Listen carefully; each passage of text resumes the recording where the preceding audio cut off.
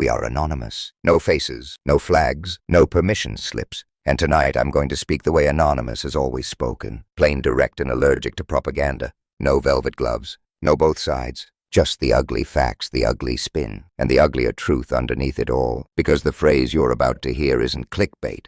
It's a flare in the dark.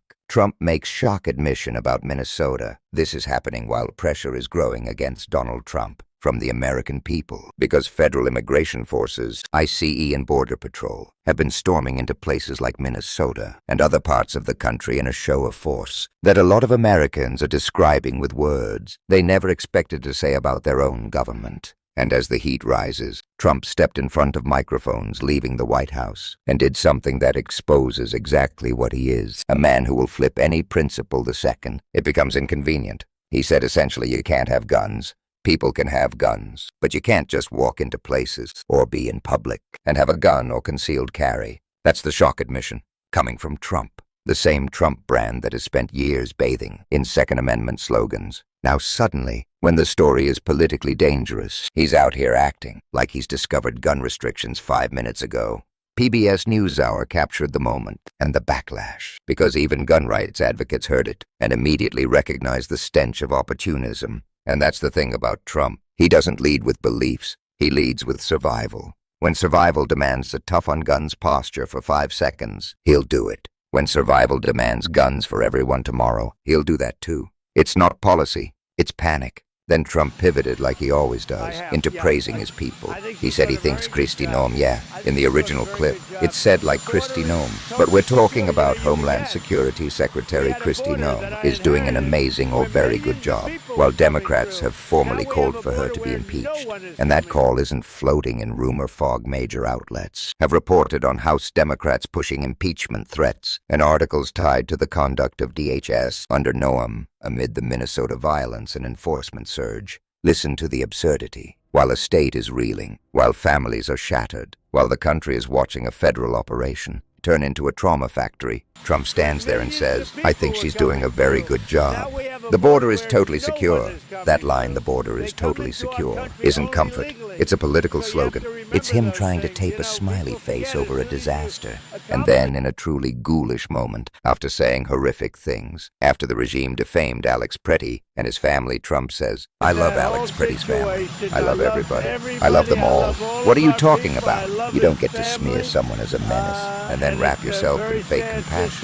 It's a coupon you can redeem at the podium, because the case at the center of this is not abstract. It's a man, Alex Pretty, an ICU nurse at a VA hospital, described by colleagues as courageous and morally immovable, killed during a federal immigration enforcement operation in Minneapolis. Multiple reports describe the shooting by federal agents and the widening dispute over the government's initial narrative versus what witnesses and video evidence suggest. Now the conversation turns to Minnesota Governor Tim Walz, called Governor Tim Walz in the original segment. He comes on as the state hits what he calls an inflection point. The horrific murder of Alex Pretty over the weekend, described in the segment as being committed by Border Patrol, followed by the claim that Trump said, Tom Homan is now going into Minnesota. And Walz's office put out a statement saying they met with Tom Homan that morning, reiterating Minnesota's priorities: impartial investigations into shootings involving federal agents, a swift and significant reduction in the number of federal forces in Minnesota, and an end to the campaign of retribution against Minnesota. That's not a casual wish list. That's a governor telling the federal government, you don't get to run armed operations in our streets and then block accountability. And this meeting wasn't theoretical either. Reporting confirms Walz met with Tom Homan about the ongoing operations and leadership changes, with Homan taking over management. As Greg Bovino leaves the state, Walz explains how these things usually go. Trump will put out a statement saying, we had a productive call, and then you'll see someone on TV defaming the governor and defaming the state, saying the opposite of what was discussed. So where do we go from here? Walz answers, Minnesota is going through it, and the world has seen it. But Minnesotans are showing they're resolved and they're not going anywhere. Then he says something that slices through the PR haze. He wishes the White House reaction was because of moral outrage over the murder of Alex and Renee and Liam, the little boy, and everything else traumatized into the state. But his guess is it has more to do with dropping poll numbers. In other words, they didn't find decency, they found fear. Still, he says he feels skeptically optimistic, cautiously hopeful that Tom Homan landed last night and was in Walz's office at 9 a.m. Walz says he never met Greg Bovino, and Kristi Noem, whom he's known for decades, served with in Congress, and lived near as a neighboring state colleague, never made any attempt to contact him. So he concludes the White House knows they need to get out of this. Walz says if Trump claims they were on the same wavelength, that wavelength is this has to end. Walz wants it to end because of moral outrage and the unconstitutional nature of what's happening. He suspects they want it to end because it's bad politics. But either way, they are at the same place. They want it to end. Now the question is whether they follow through. He calls out the amateur hour that was out there with Greg Bovino and Kristi Noem saying it did nothing but get 2 people killed, get countless others hurt, and did nothing to make anyone safer. He says nothing has been done yet other than a change of tone, and he notes the whiplash. One day the president insults him. The next day, apparently, we're okay. Walz wants to stay in that calmer spot carefully because Minnesota needs relief. Then comes the core problem. This White House has the biggest megaphone and blasts disinformation with no attachment to reality. Walz describes it as a post-truth society, and he brings up TikTok saying he sees the host pop up every day on his feed except for the last 3 days, and something's up. He keeps hearing anything political is being stifled. He's concerned Americans across the country don't realize what's happening, and what's happening, in his words, is not just one tragic image. It's every day. Children seeing parents pulled away. Scenes like a horror movie, abandoned cars with flashes on, windows broken out, seat belts cut places where someone was dragged out. Horrific, inhumane, doing nothing. He says he's trying to stay focused. Minnesota still has to plow roads, still has to function, still has to put out facts. Then he starts dismantling the numbers the administration tosses around. The president's saying they arrested 13,000 people. In Minnesota, Walz says there's no way that's possible. Then they claim Minnesota has 1,300 people in prisons. They should give to them, Walz says. The entire prison population is about 8,000, and only 207 are undocumented, doing time there. Or they brag about capturing a violent criminal. Walz says that was someone they had in jail for years and simply turned over when the sentence was done. And while he's forced to argue against lies that have already moved on, he emphasizes something else: organized, peaceful, massive resistance. In Minnesota, tens of thousands on the streets Friday in 40 below wind chill. Those people the regime thought were impervious to court orders and consequences. Walz says they are not impervious to the people in the streets. And he reminds every one of those protesters can be in a warm voting booth come November. He thinks the White House feels the heat. And again, he believes they got here not because it's morally wrong, but because they know they'll get whipped in November. Then the moral framing lands. What's happening in Minnesota and across the country should not be Democrat versus Republican. It's good versus evil. Basic empathy. Stop gamifying it like a sports score. Be good people. Walz says Minnesota ranks near the top in quality of life, healthcare, paid family, and medical leave happiness, despite 40 below temperatures. He says what they hate is Minnesota working on progressive values. Everyone matters. Leave people alone to love who they love. Do what they need to do. Progressive taxation where the rich pay more. A generous safety net. Low childhood poverty.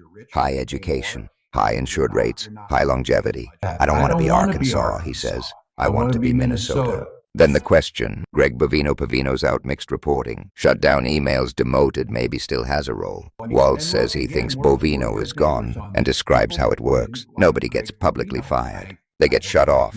He says he hopes the same is true for Kristi Noem because they're ineffective and don't know what they're doing. This isn't negotiation. He says this is an assault by the federal government on a state with vindictiveness rarely seen. He compares it to the civil rights era. Then the federal government went into states because states weren't honoring rights. Here he says Minnesota is honoring rights and the federal government is trying to take them away. And then he says the quiet part out loud. He thinks this is about Trump losing Minnesota 3 times and claiming he didn't. He mentions Pambondi allegedly trying to extort Minnesota out of voting files. Walz says that's never going to happen. He asks, where are the 10th Amendment Republicans? Where are the don't tread on me people? He says over the next 48 to 72 hours, we need to see a change in posture, and it needs to extend to freezing federal dollars. He reminds everyone Minnesota is a donor state, pays more in than almost any other state, and gets less back. And the idea that federal dollars are being held up to fund this operation is outrageous. Then the hypocrisy gets even sharper. Republicans pretended to care about the 10th Amendment, pretended to be First Amendment absolutists, but hate free speech and peaceful protest, and pretended to worship the Second Amendment. Yet now they're saying they'll shoot and kill you if you conceal carry even with a lawful permit. Waltz calls it outrageous. He quotes Garrison Keillor. They made peace with their hypocrisy long ago. But he notes something interesting. Even Marjorie Taylor Greene said the NRA and some gun groups are starting to speak up. He says the White House already has independence, and the left outraged. Now they've added another subsect Second Amendment folks who see what's happening. They are treading on you every day, he warns. And he says if people think it won't come to their state because they're in a red state, shame on you, we're in this together. Waltz says Trump talks about two different Americas and calls people like Minnesotans the enemy. That puts lives at risk. He hopes Republicans find their spines and decency. He thinks these murders, especially Alex's, could be a point that changes American history. Even if he's not hopeful the administration will suddenly develop good hearts. He does think they're scared about November, and maybe fear will change behavior. Then the personal betrayal. Kristi Noem was Waltz's colleague in the House. Friendly. Co-wrote bills together beginning farmer and rancher legislation, prairie pothole legislation. They co-chaired a governor's biofuels caucus, working on things like sustainable aviation fuel. He knew her children, her husband saw her daily talked. And now she's doing this defaming him, defaming Alex Pretty. Waltz says he signed up for attacks on himself, but to do that to Alex is beyond the pale. He says he hasn't changed much. He was always pro-choice, always pro-marriage equality. He tried to compromise as a centrist Democrat representing a rural district. So he doesn't understand how these mega-aligned figures got so angry and switched things off. Then he drops a brutal line. She should probably go back to South Dakota, not have any dogs, and ride things out. Then the grief. Alex was courageous, kind-hearted, now the world knows. Waltz talks about Alex's parents, the tragedy, and how they're hanging in there. He says he's proud of Minnesotans, proud of the media for focusing coverage on Alex's life. He spent an hour with Alex's colleagues, tough ICU nurses, at one of the nation's largest VA hospitals, people who spend their lives looking out for others. And then Waltz says he's struggling to reconcile something. In the moments after Alex was killed, figures like Kristi Noem, J.D. Vance, and Stephen Miller labeled Alex Pretty a domestic terrorist, claiming he was coming to massacre law enforcement. Waltz says that's a lie. Alex was a proud supporter of law enforcement and the military, a proud Second Amendment defender. His colleagues said he had a deep, unmoving sense of morality and civil rights. They said they knew the minute a woman was pushed down, there was no way Alex wouldn't get between them, just who he was. And that move to step in and protect that woman cost him his life. Reporting has highlighted major discrepancies between early federal narratives and subsequent video timelines and reviews. Waltz says Minnesota won't forget. They won't forget Renee Good. They won't forget more than a dozen people killed in ICE custody, children ripped from parents' arms. He mentions a nightmare detail, using a 5-year-old in a little bunny hat and a backpack as bait, despicable behavior that cannot stand. And then he lays down the demand. Independent investigations, and if necessary, Minnesota will bring charges and bring those ICE agents back so they can serve time for what they did in both Renee and Alex's cases. Renee Good's death has been reported as a homicide by the medical examiner, with conflicting accounts and intense scrutiny over federal actions. Another flashpoint feeding the outrage. Anonymous doesn't ask you to worship politicians. We ask you to see power clearly. So here's your call to action, short, sharp, and necessary. Don't look away. Share this story. Talk about it out loud. We are anonymous. We do not forgive corruption, and we do not forget the names they try to bury. Expect us.